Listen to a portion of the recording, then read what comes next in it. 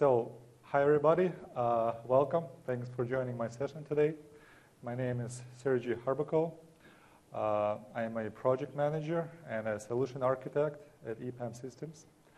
For the past 15 years, I've been working mostly with IP networks and voice technologies. And today, I'm heading the Unified Communications division in the company. Just like many people on the conference today, about a year ago, I had a challenge. I needed to find the unified communication solution that would fit best my company needs. Today, I'm glad that I have an opportunity to share that experience gained along the path of finding the solution and deploying it company-wide with over 10,000 employees. To begin with, briefly about the EPAM company profile. Established in 1993, EPAM provides software engineering solutions throughout our Central and Eastern European service delivery platform. Headquartered in the United States, EPAM employs over 10,000 IT professionals and serves its customers worldwide from its locations in the United States, Canada, United Kingdom, Germany, Switzerland, Poland, Russia, Belarus, Ukraine, and other places. EPAM is ranked number 2 on Forbes list of best small companies, fastest growing tech stars, and is recognized among the leaders in software product development services by Forrester and Zenith analysts. The company is also included in the top 30 list of global outsourcing 100 companies by International Association of Outsourcing Professionals. As a matter of fact, last year we had our 20th anniversary of delivering of high-quality service engineering products.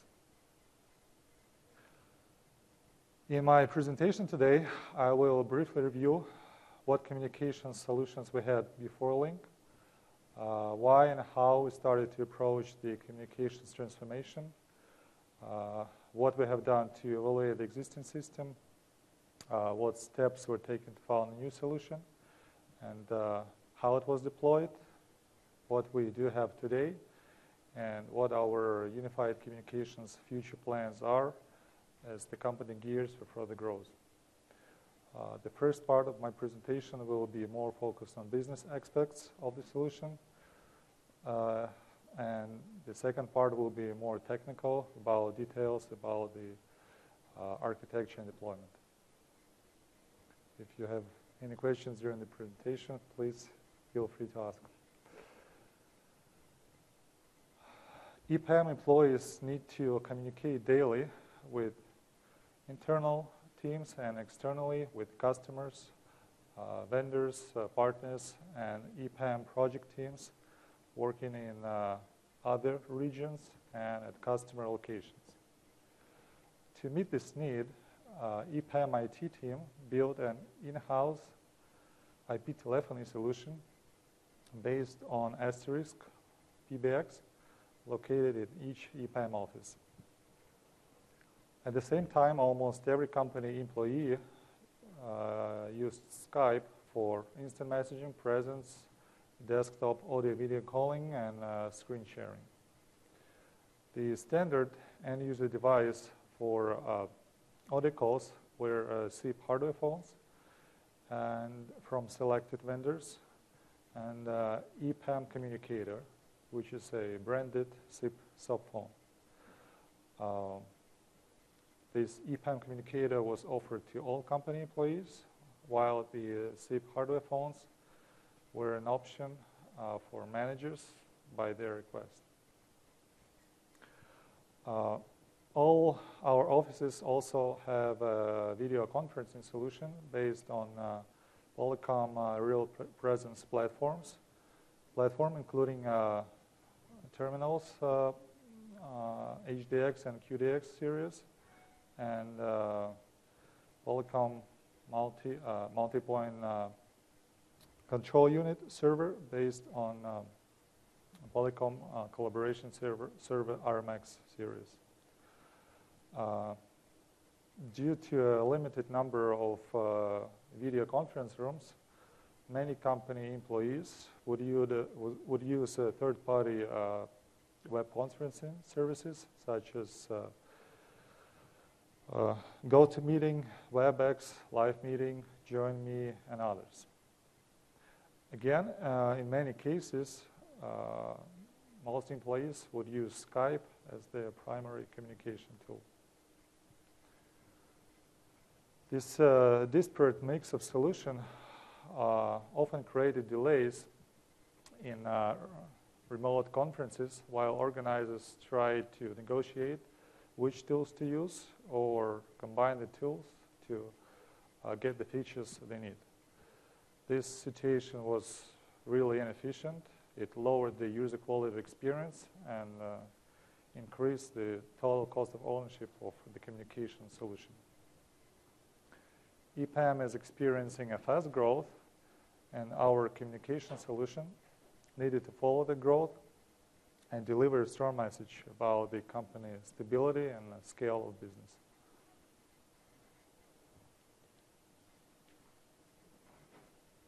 Initially, when I started this project, it was critical to review the current state of communications in the company from both business and technical points of view. That included voice and video solution architecture, network assessment, inventory of monitoring and measurement tools, and other activities. It was also important to measure the baseline for improvements, so I conducted a survey within sales, management, and field staff to better understand the user satisfaction and the communication tools usage in the company. Having collected all this data, I focused on developing the plan for communications transformation.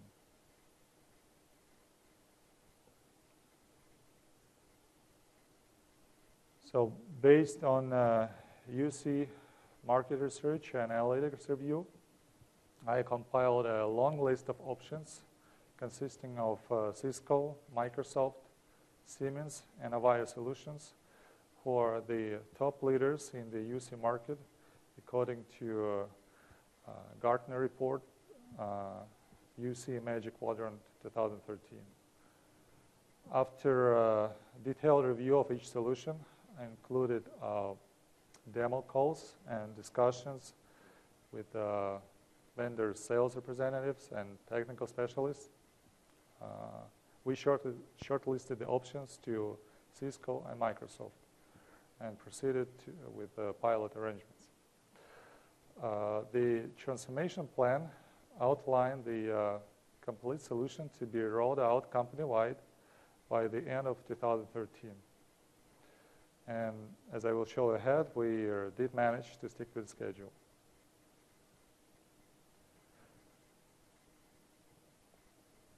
One of the key points we discovered from the baseline survey I mentioned is that in EPAM, for each communication workload, the people would use multiple tools. And our primary concern was that inconsistent user experience were eroding customer confidence. You know, if a call quality is bad or screen sharing is not working, it makes real poor impression on the customer. So EPAM needed a flexible and a cost-effective unified communication solution that would accommodate its geographically dispersed workforce and maintain professional relations with customers and partners. The idea for new solution was to combine all the business communication tools into one unified solution with the best features on the market and the best user experience. Based on our research and analysis, Lync is the only enterprise solution that fits best the EPAM environment to improve the situation and they remove this experience fragmentation. For all types of communication, it can reduce the number of communication tools from many to just 2 and become the primary communication tool. Also, as you know, it works great with Skype, so we can leave Skype as the secondary tool to ensure the smooth user transformation.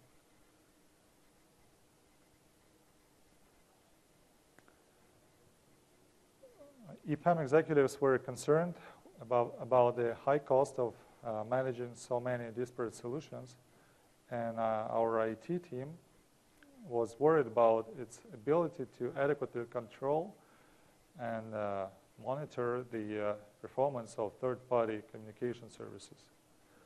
We were looking for a stable, enterprise-grade solution satisfying these key parameters, including user experience, feature set, manageable and secure platform, cost, and technology leadership.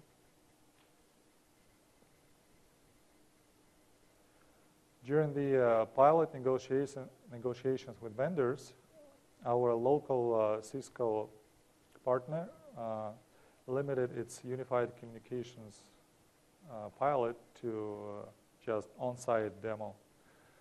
And for Microsoft Lync pilot, we had all the necessary infrastructure, software, and licenses as part of our enterprise agreement subscription. Lync pilot was deployed with the efforts of just 2 EPAM IT engineers, which really showed us high product readiness. With a short initial announcement for pilot participation, the word spread out, and we were getting daily new requests to include people into the pilot without any additional advertising from our side. Totally, during the pilot, we had about 500 employees participating in the testing.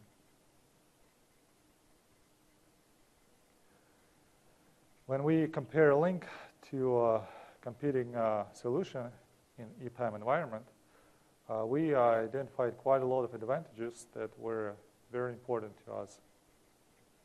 We ultimately chose Lync due to its popularity with our users, with its deep integration with our existing Microsoft infrastructure, due to its adaptability to network conditions, and built-in monitoring and performance management tools.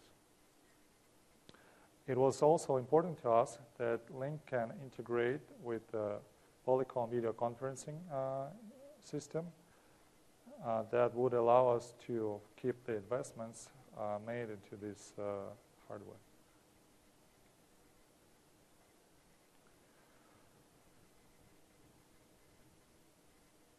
So the deployment plan was pretty straightforward and included the solution design, some operations and support workflow preparation activities, the deployment itself, and the company-wide rollout. To ensure that our Lync solution architecture follows best practices and guidelines, we engaged Microsoft Consulting Services to design the solution architecture. It was really a great experience that helped us to build a stable and scalable solution, providing real-time communication services to all company employees.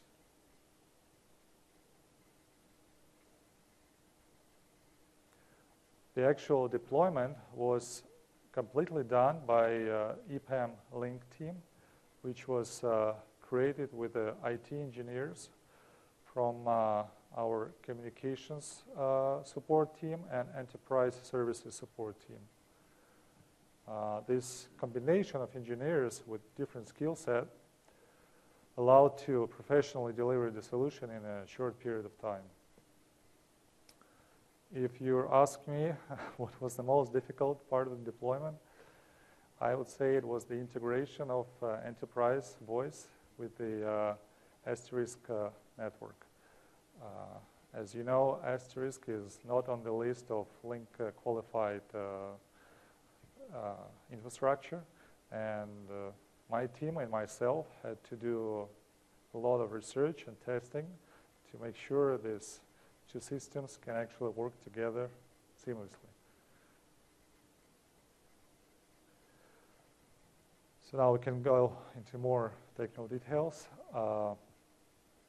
Lync solution architecture in EPAM consists of 4 Lync pools, geographically separated locations in US, Europe, Belarus, and Russia.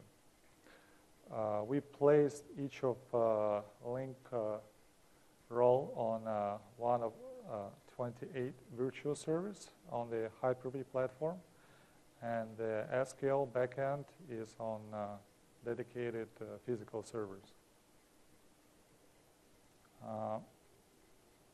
Unlike most Microsoft Lync customers, we initially were aiming at PBX replacement, and that's why we deployed enterprise voice for all users company-wide from the very beginning. To prevent a degradation of user experience, we decided to keep the same 5-digit internal numbering plan, which existed before Lync, and we mapped it to E164 line URIs in Lync.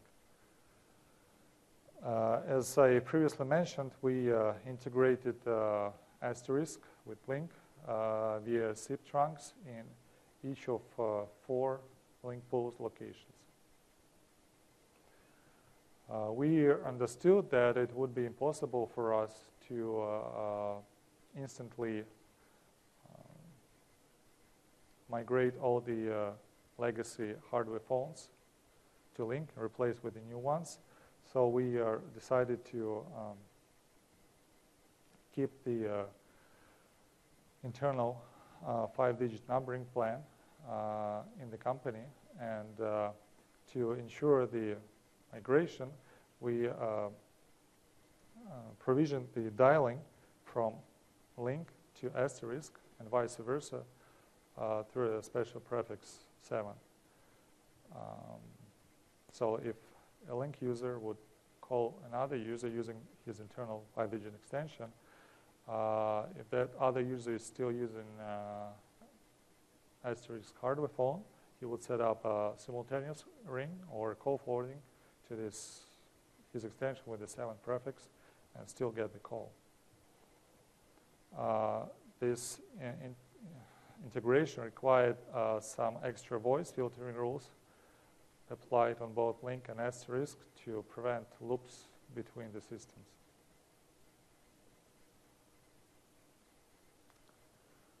This is a sample integration layout for our US pool. We have here SIP trunk in a connection between Lync and asterisk systems, and that provide ability for all company employees to reach any other company employees, no matter what the system the user is provisioned on. That would include internal calls and external PSTN dialing to outside world. This approach allows to gradually migrate users from asterisk to Lync without actually cutting the wires.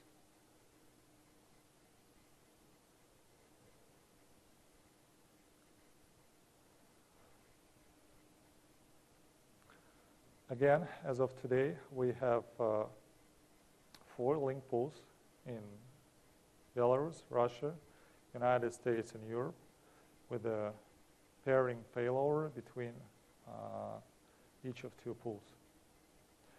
We also have a pool in Ukraine pending deployment which is dependent on data center hardware delivery and installation. We have it scheduled to be completed by the end of March. This pool layout is determined by the number of users in each location and the geographical distance between the different locations.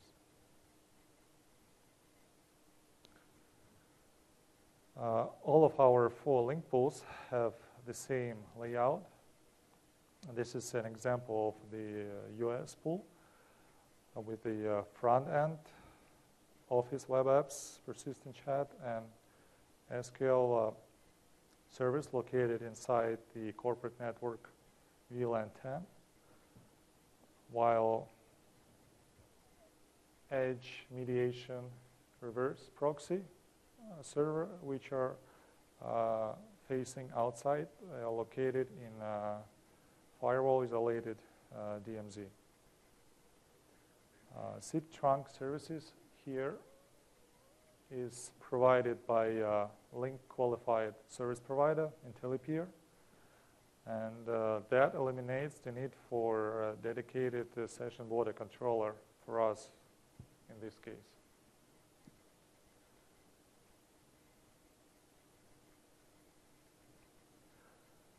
In the beginning of 2014, we announced the Lync service rollout to all company employees with complete feature set, including, of course, enterprise voice.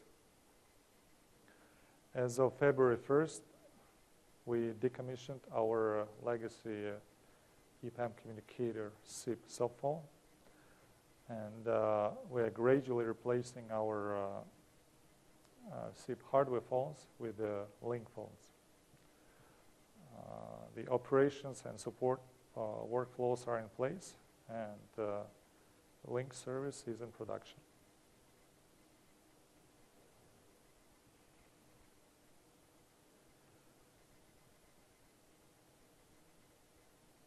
So for our future plans, the immediate plan is to finish the remaining service migration, such as voicemail, which is dependent on the parallel ongoing projects for deploying Exchange 2013 company-wide. We also have a highly requested feature to integrate our Polycom video conferencing system with Lync that we currently put our focus on. Most of our SIP trunks and voice gateways are still connected to Asterisk, and we plan to migrate it to Lync one by one.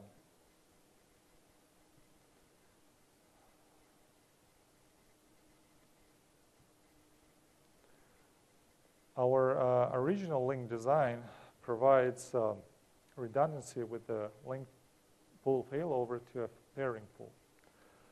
Considering the amount of users in each pool and the network latency between the locations, we plan to deploy high availability by adding server redundancy within each pool. That would require the introduction of hardware load balancers into the architecture. As you know, Lync has some great built-in reporting and performance monitoring tools with a deep insight on system usage and call quality and things like that. But it's unfortunately missing some traditional PBX reports with dialing destinations, with the user activity in terms of PSTN calls and related cost of the calls and other reports. So we plan to invest some of our efforts into developing more custom reports to fill the gap. And finally, we are looking forward to a new Lync server version this year, and with more great features that we will enjoy sharing with our users.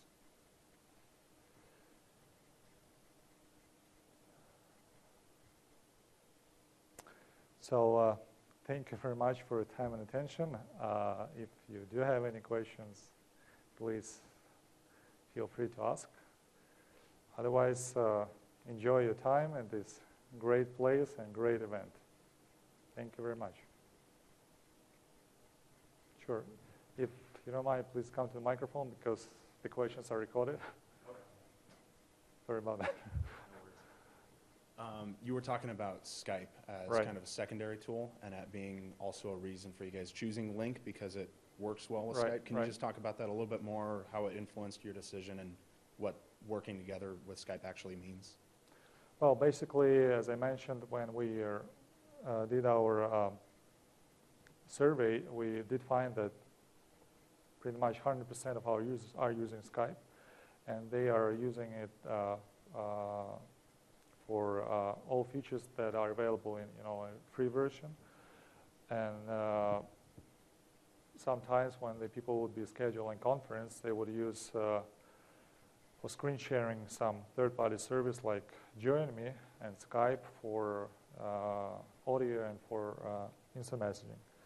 So when we were looking at that experience, we kind of wanted to provide the same high-quality user experience without any service loss, but with the manage and control environment.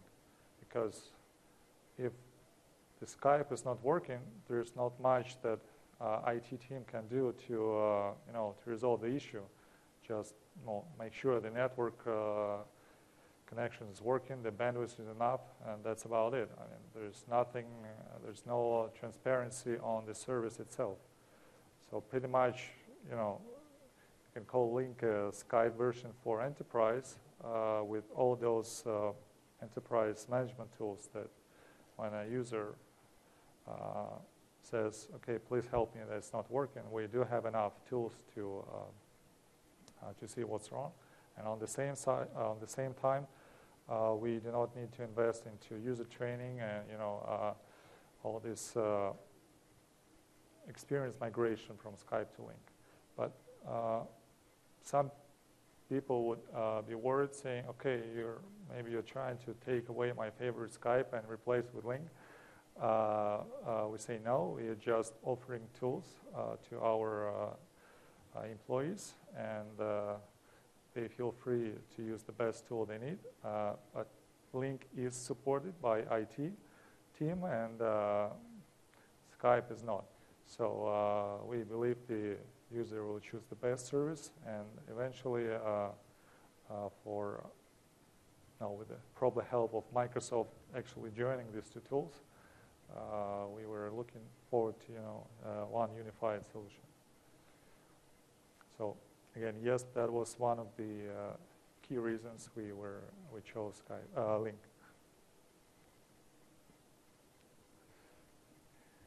Any more questions?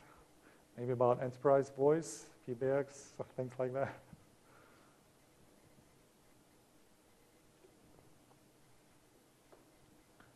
As a solution architect, I can go into a few technical details if you like.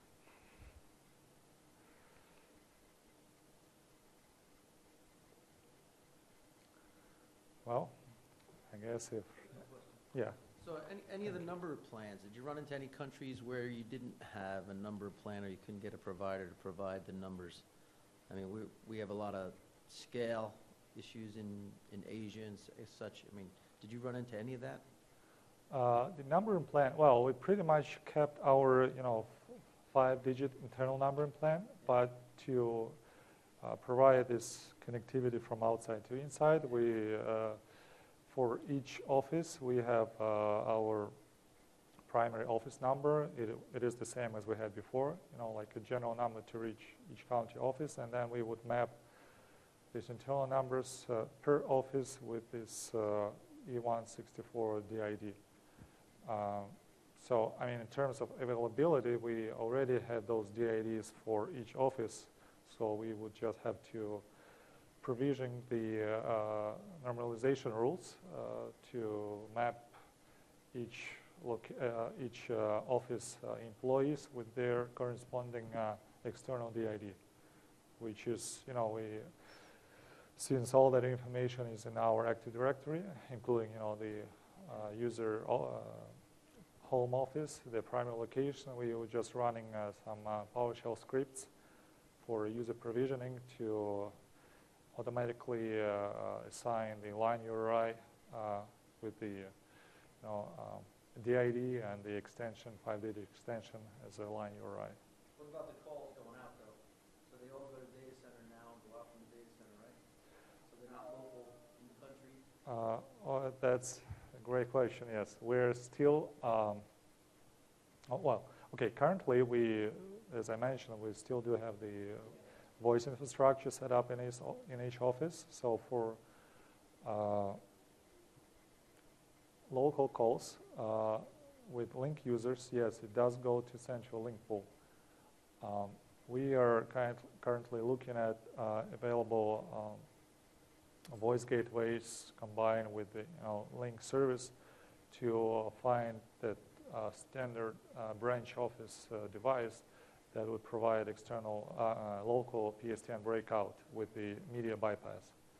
Because we are currently using mostly Cisco gateways, and for Lync 2013, Cisco is not on the list of qualified infrastructure, so we're testing them ourselves to make sure it works, and at the same time looking at the qualified vendors like AudioCalls and Sonos to see what would be, the best solution to meet our needs.